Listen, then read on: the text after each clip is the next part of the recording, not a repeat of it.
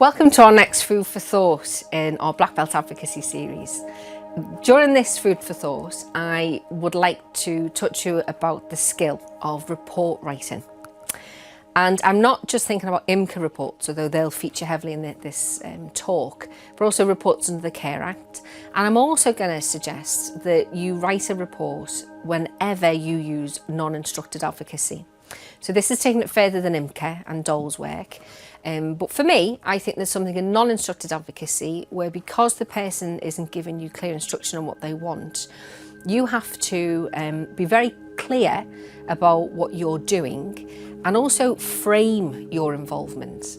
And sometimes in non-instructed advocacy, you can drift. You get into this routine of visiting somebody without a real sense of purpose.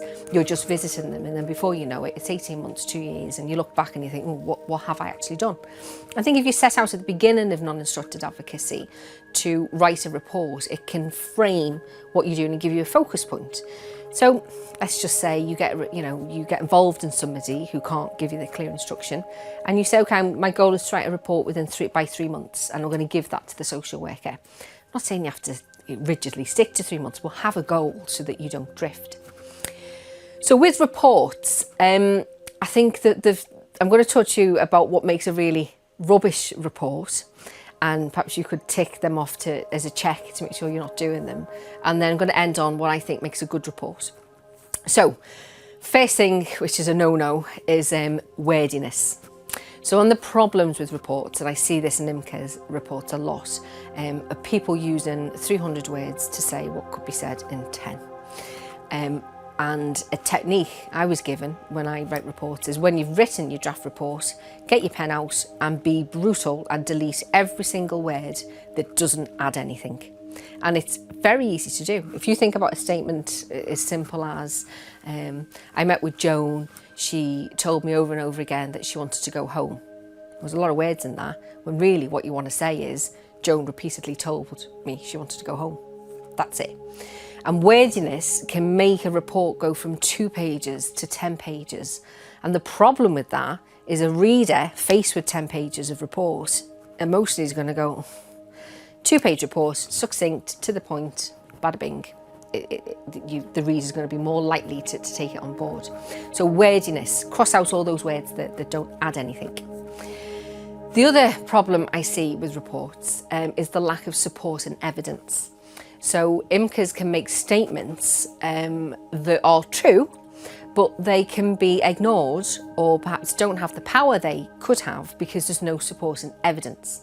So make sure any statement you make, you back that up with where you got it from or why you're saying it. The other problem with reports is that they can have no direction. If I would say to you the average IMCA report I see would be 7-8 pages.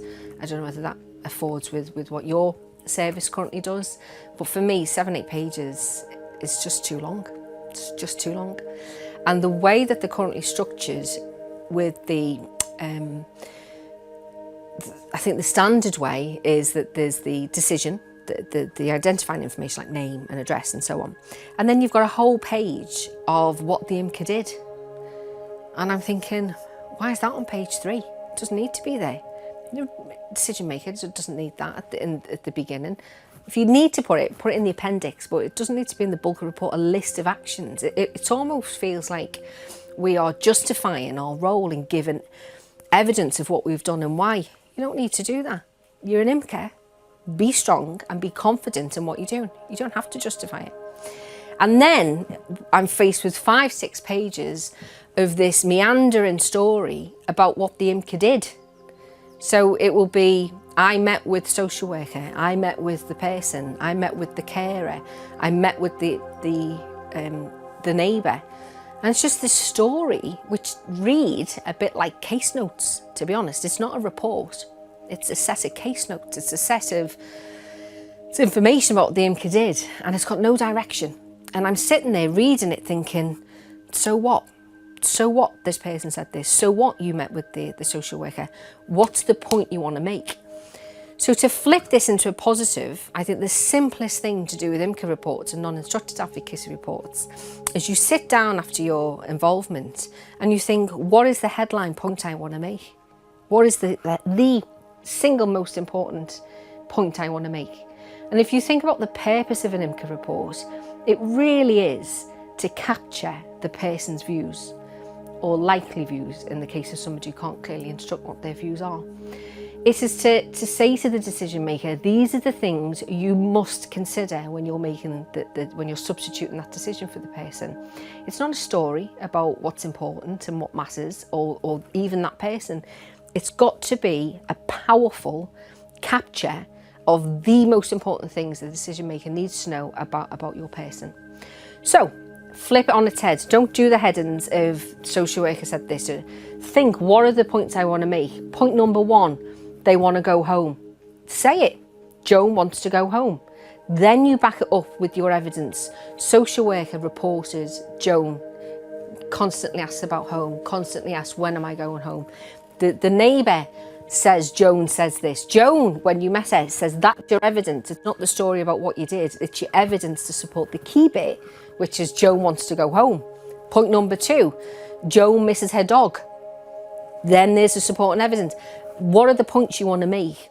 And to be honest, I think if you're doing it that way, with your points with support and evidence, rather than a history of what you've done, you'll probably get your report to 2-3 pages, which I think a decision maker or a reader is going to enjoy a bit more than an 8-9 page report where it's got this kind of meandering record of your actions. So flip it into this punchy, powerful statement of what the reader has to know.